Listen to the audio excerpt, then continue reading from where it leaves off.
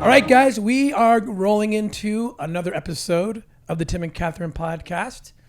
And there's so many things we're going to talk about on this, but most of you have been introduced to Katherine through the film Sound of Freedom. And there's always, like I said last time and many times, there's so many questions about Katherine. And she doesn't she's not able to come to a lot of things. We have 9 children and she's very busy. And so grateful that she's with us. What we've been doing is going through cases that you are familiar with from Sound of Freedom. So many, again, so much had to condense things and switch things. And so we're here sitting down telling you some of the very real stories and what it was like. And the unique perspective, of course, is what's Katherine, even reflecting back on it. I mean, we did not want to do this work. No. In fact, we had made a kind of a promise to each other after. When you were at FLETC, when he was doing his special agent training, and you have to, as part of your training, you go through all the groups. Just really quick, just a few days where they go through what the groups are and the kind of work that you'll be doing. And one of those groups is like child crimes. And you came home and you said, I will never be in that group. We had 2 kids at the time, planned on having a big family. Didn't plan on 9. That was a surprise. That'll be a story for another time. But yeah, you said, I will never do that. And I was like, yeah. That's so dark. That's so awful. Never do that. Huh. That's a broken promise. Well, then then they were then a few months only into service. Yeah, it was like 6 months in. Yeah. And they brought me in and asked if I would do this. And he actually said, I didn't know this guy very well. I was really surprised he was asking me because I was such a young agent and this is such difficult. And he said, I want you to know, because I'd done nothing to really prove myself in 6 months. I don't think that would caught their eye. So I'm like, why me? And he said, because you're a person of faith, which I had no idea he knew that. And he says, and I don't know what his faith is at all. He said, and you need that to do this work or it'll crush you. I never knew how real that promise was. Yeah. I mean, my worst imagination of what it could be was not even close to how bad it was actually. And how essential faith and the atonement of Christ has been in doing this for how many years now? How many years have you been in child crimes? Almost 20, I think close to 20 years. And I remember he came home after one of his bosses asked him to start this, because at the time there wasn't a group in your office. Yeah. Kind of the internet, we're old. The internet was kind of newer, and so there wasn't one of these groups yet formed in our office. And so you came home and said, they've asked me to do this. And I was like, you said you'd never do that. And you said, well, we need to pray about it. I think I said no. Like, yeah, you're right, we won't do it. And it was you really, you had the experience. Because I remember the next morning I was in the bathroom. And I was like kind of thinking, I don't know how I'm going to tell this guy no. I mean, I was kind of intimidated by this guy. Yeah, he was like a big cowboy guy, yeah, right? Big cowboy, probably 6'4", wore cowboy hats to work. and you came up to me and you were very emotional, you were tearful. Like you'd had a really sleepless night. I remember we were praying really hard to know what to do. But I told you, I said, because what really drew me to Tim when I first met him was Tim just had this light. He just shined. He was a lot of fun. He could be a little silly sometimes with his roommates and stuff, but he had this drive, this light in his eyes. It's just like he just knew who he was in relation to God, and it just drove you. And I loved that. And so I told you, do you remember me telling you this? I said, all right, we're going to do this, but I have the automatic pull the plug. I said, and I told you, I said, you can't ask any questions. You can't like try to defend yourself or anything. If I feel like the lights are going out, then I get to say, you're out of this. No questions asked, you're done. And you agreed. You said, okay. And I remember for the first couple of years, I was just like watching you, like really, really watching you. Like, are the lights going out? Because it's really hard work. They don't expect you to stay in it for very long. But it was interesting because kind of the opposite happened. When you were doing the 6 months before you started that, 6 to 9 months, I can't remember how long it was. And he was living the dream that he thought was the dream. You were doing drug tunnels and arresting people, a lot of traffickers, a lot of drug traffickers. But he was not happy. And it's because this is a complicated issue. We believe very strongly in the enforcement of drug trafficking and border enforcement. Like we believe that very strongly in the laws that protect our land from the trafficking of drugs. But it's a really complex issue because most of the guys that you were getting were just poor brothers, poor fathers, sometimes mothers, that had been approached by someone and said, hey, if you just take this car and drive it across the border, you're going to get $1,000, $3,000. Just do this. And yes, they know that means there's something not good in the car. But I remember you coming home after locking up some poor kid or some poor young father, and his wife or his mom or someone would have to come to say bye to him, and they're all just crying. Do you remember this? Mm-hmm. And yes, we need these laws, but you weren't getting the actual bad guys. You were just getting desperate people that were so poor that they were willing to risk this. And if it didn't matter what was in the car, it depended, like that mattered for what their sentence was. Right? If it was just... If it was marijuana, cocaine, usually they didn't know. Yeah, they didn't know. And it's like, yeah. So they could be saying bye for 10 years if it was some of the bigger drugs, right? Mm-hmm. And you would come home. That was really hard on you. It was really hard. You were getting really depressed because you just took someone's dad and locked him away for 5 years. And that was hard. You wanted to get actual bad guys, not just desperate poor people. Again, we support law enforcement, and it's an important work, and it was hard. It was hard on you. Yeah. So I noticed with the child crimes, you were getting people that were really doing bad things, and that was igniting you. Yeah, true.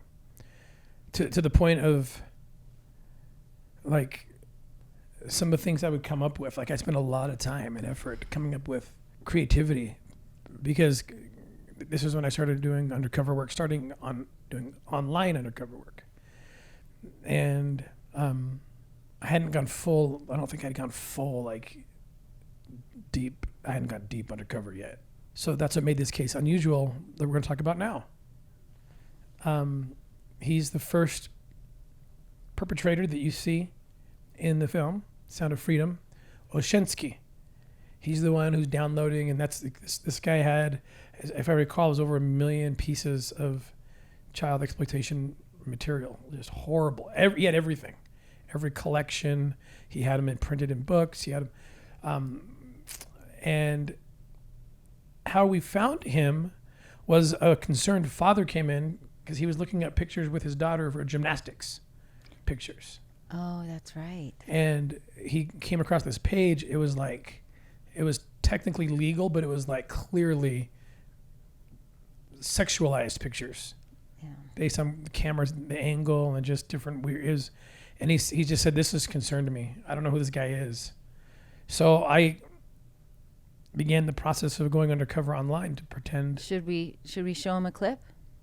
Yeah, let's watch the clip of the opening of the film.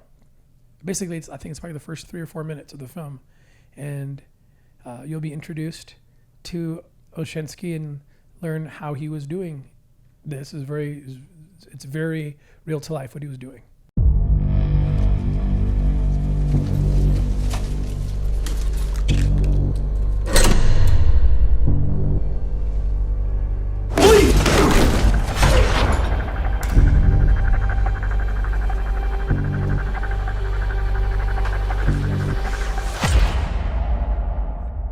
I don't think I can do this job, Tim. Okay, so I did not have to tackle him. It's a cool part of the movie. Somebody else did. I wasn't in when we went into the house, I didn't contact him first. I went another way. So someone else actually took him down, and he had cyanide. Oh. He was a chemist. Oh, that's right. He was a licensed pyrotechnician. Yeah. Yeah. And so he had a lab downstairs, and he lived in the basement of his parents. I remember that. It kind of scared you guys. You went down there, and there's this lab, so then you had to call in. Yeah, they had to call in because it was like, whoa, is he building bombs or something? Yeah, it was. We had to leave and then come back in space. Basically, a group came in, a hazmat, basically group. It looked like a bunch of astronauts going into the house. And he had said in his writings that he had cyanide that he had made, and that if ever the police came, that he would eat it and kill himself. So that's why they rushed in, and I do remember them telling me that they did have to knock him down because they knew he'd probably go for it, and he did go for it. So, but they got him. And I just want to emphasize again, he looks, the guy in the film portraying the real guy is, again, it's like, whoa, he looks very much like that guy. Yeah. He was one of the guys that, no, this is not nice. I shouldn't say it. You just say it. Well, a lot of times when you would arrest someone, it was like surprising. It was a teacher. It was a guy in a church. It was like, the guy next door, just a normal guy. This was one of the guys where you're like, yeah, he's a creep. And there's no, yeah. Which sounds really mean. But because he would go to like malls and. Yeah, we found out. With a long lens camera. Yeah, he'd go to kids swimming practices and just walk in. And he had these binoculars. If we found a picture someone took of him with these binoculars like this, and he's only sitting, a few feet away from the pool. So it's just, of course, you know what he's doing. Yeah. Oh. And so this is a challenge because this guy knows he's being bold, standing up against the system. Basically, he wrote all these books. He wrote one book that was like based in a historical setting, but it's just every 2 or 3 pages it's just another story about a child being raped. But he writes about it like it's beautiful, and he uses a historical setting to do it. So I ordered a copy of his book. It was online, and I read it. Because there was a reason you wanted to get intel from him. And yeah, I figured this. So the arrest of him wasn't enough. You were trying to get. Yeah, because I knew this is the kind of collector that would have a lot of contacts. So yeah, you wanted to get him to open up his network. Yeah. Mm-hmm. Because normally you just, we got the bad guy, we've arrested him, and then you're done. Right. But you didn't want to be Right. done. So they go under the arrest. They arrest him, and the movie plays with this scene, and I didn't know how he was going to pull it off, because he's not going to talk to me. He will not talk. Let me back up. First of all, how did we even get into the house? Because I'm playing like a guy that just stumbled upon his page, and we have a VPN, so we can put ourselves in any location that you can see. Think we're in China or something. And he was not budging. He's like, how can I trust you on a cop? Like, because we got to the point where, oh, can you show me something? And we can't do it. We can't, because sometimes they'll say, then you show me something first. So here I am, and I'm like, this guy's not going to budge. So I wait a few weeks. I thought about just giving up, like, this is too hard, but no, I had to find this guy. So I had this idea, like, he's so into this. He's into the unique, he's into the weird, like the weirder the better. I could tell just by his writings. And so I hit him up again from a different VPN, so a different location, pretending to be a woman who was trafficking her daughter. And he immediately said, well, let me show me a picture of your daughter, and have her hold a sign that says, hello, Mr. So-and-so. He gave a different name, but it was the name he wanted. Well, luckily I had thought ahead about the stuff like that too. And I had already the picture of a little girl who was probably 10. It was an age regressed photo from a female law enforcement officer who had agreed to do that. So within just a little bit of time, within the day, the very day, I was able to do it. Had our intel people do the little Photoshop name on it, boom, send. And like that, he turned over and sent me child sex videos or pictures. It's so weird. I'd never seen anything like this of women participating. And because we had talked about it. He's like, oh, I have some woman stuff. I'm like, there's no way. I said, I've never seen anything like that. So he knew, and then he really wanted it to be real, and boom. So he sent it, and that got us what we needed to get into the house. But now we're in the house, and all his hard drives are gone with his material in it. We're finding books, just like you see in the movie. There's dolls downstairs in the basement, just like you see in the movie as well. He was doing crazier stuff than that too, because he was a chemist. He was making bad things. No, don't get too in. Yeah, he was just he with the ceramics. He would make parts, body parts and stuff. I'll just leave it at that.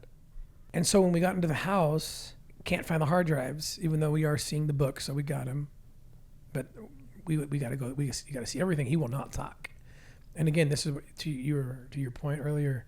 I knew this guy knew a lot, so how could I get him? And I had this crazy idea on the spot that never should have worked. That I actually pretended I pushed away my partner, and I was mic'd up, hidden, and I got him. It took me about I think well over an hour of talking to him to convince him that I actually am a child pornographer too. That I had become one. And then you started like quoting from his book, right? Yeah. To convince him that you'd really gone deep. Yeah, and I'm like, man, because he talked about in his books and other things he wrote and online just about how he thinks all men really would, of course, be attracted to little children. It's just that our society has crushed that. So he was using that justification. And so I just played on that, and I was like, you're right about that. And there's only one person I know who has a bigger collection than you do, and that's me. I got a whole evidence vault full of stuff, I'm just like getting sick. And I said, but you're the first guy I feel like I can talk to because I've read all your stuff. I eventually get him. I gave the entire, I want to say it was an hour plus tape to Alejandro Monteverde. I said, do you want to try to get this in here? He listened to the interview. He said that was the freakiest thing I've ever heard. Now, how he does it in the movie if you remember how he does it in the movie, it didn't. He wasn't in jail yet. He was. They were going to take him, and I kept delaying it, like, give him more time, give him more time, give him more time, and he ends up just confessing. He didn't think he was confessing. He thought he was telling one of his own. So he starts talking, and I remember then they finally took him away, and then I remember going to my car and just finding Clorox bleach wipes, and I remember even I opened my mouth. I was even like so trying to get out of that sickness. So, and again, I wasn't that experienced of an undercover operator yet, so it was no one believed it worked. That he actually fell for it. He ended up getting out on bail, so now I could continue my persona with him, and now I'm the agent helping him. I'm going to bring stuff back to him that he wants, which I start doing the non-evidentiary things, and we're buds. I had to go visit him, and until I could get him to the point where he was relaxed enough. And now that ends in this scene right here, which I love this scene for reasons I'll talk about. It ends in a coffee shop, and let's roll that scene.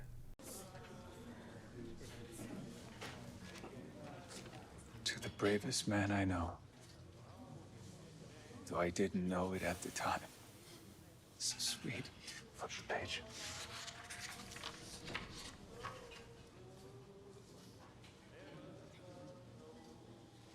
His name is Teddy Bear.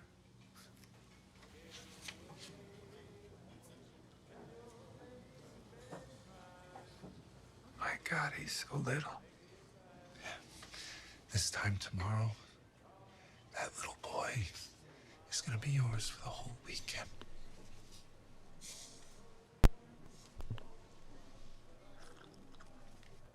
Bear a millstone be hung around your neck, and you be cast into the sea, and that you should ever hurt one of these little ones. What does that mean?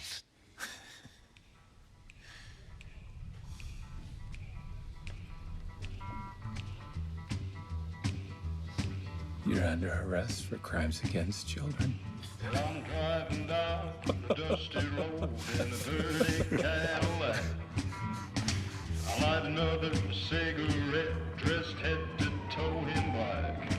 And when you see me screaming down get down on your knees. Okay, so breaking down this scene, gave me the book, and I got the final pieces of information out of him that I wanted to about some of his international connections, and that we could pass on to, I believe, Interpol is what we gave it to, and then I gave the signal, and boom, just like you see in that movie, everybody comes in crashing in. He gets arrested. He thinks I'm still bad for a minute, and he's worried about me. He's like, run. and then he looks up at me, and he sees that he realizes what's going on, and he says to me, I trusted you, and I think that the line's similar in the movie, and I can't remember what I said, but it wasn't anything memorable. That would have been a great opportunity to like have some line back, right? But I wasn't ready. The script, no one wrote that script for me. In the script, you saw what he said. I think it's funny. Katherine never thought it was funny. Yeah, I feel like it's a little confusing. Where he says never. He says It's like I trusted you, and Caviezel says, well, never trust a pedophile. Well, to me, it's like, but you're not a pedophile. That was the point. That's the irony, or I don't know. Of the. A lot of people like it, so it must have worked. Yeah, people laugh at that. Okay. So, but anyway, it's before that. There's a conversation that happens that did not happen in real life. I wish it had. Where right after Caviezel gets the intel he needs, and they think it's almost like they're celebrating like this new partnership of we're going to work together to abuse children. Jim leans over the table with a smile and he quotes from Matthew 18.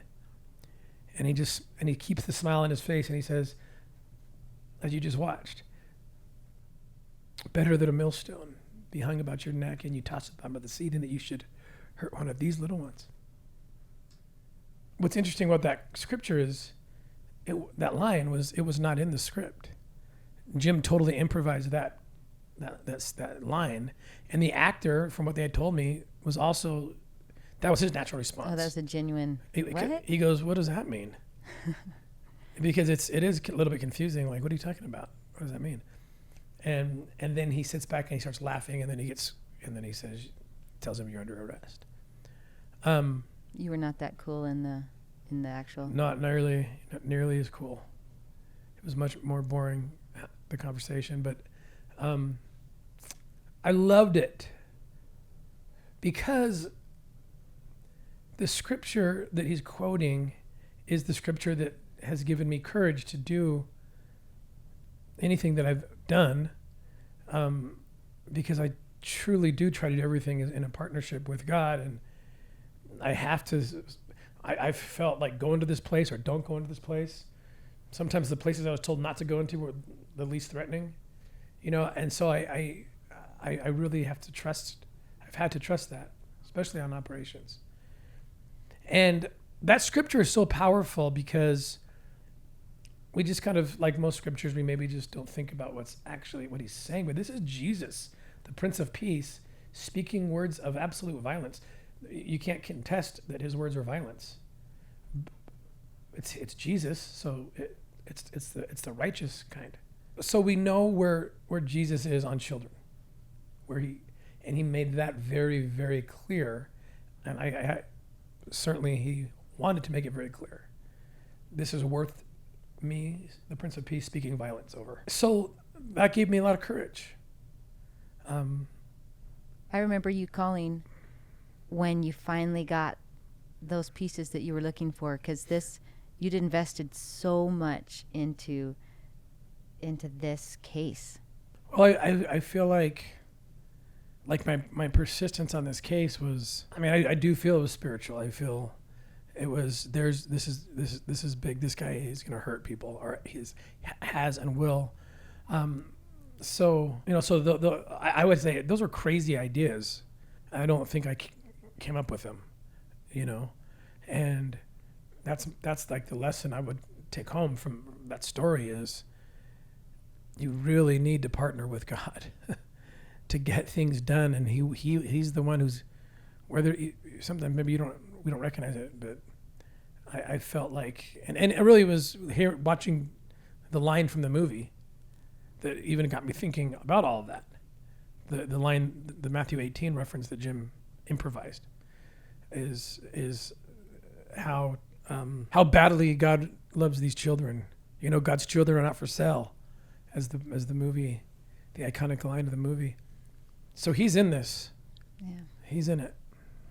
And that's been something, because if you're working in this really dark space, and we can only rescue so many, and then the ones that we do rescue, their path even from the rescue is still so heavy and so uncertain, and there's still so much rescue that needs to happen, and how important understanding the love of God has been for us as we see the darkness and the heaviness and the suffering, so much suffering. But I know that Christ has a plan to make up for all that all tears will be turned to joy, that these children that have suffered or that are suffering, that we aren't able to get to yet, that Christ has a plan that's going to wipe it all away. And that means so much to me. I don't think we could continue to do this and be exposed to the darkness that we see and the suffering that we see if we didn't know that Christ he will wipe all this away. That means so much to me. Well, I don't think I can add to that. So I think we'll end this episode with those parting thoughts and testimony from Katherine. And we thank you again for joining us. And we will definitely see you next time on the Tim and Katherine podcast.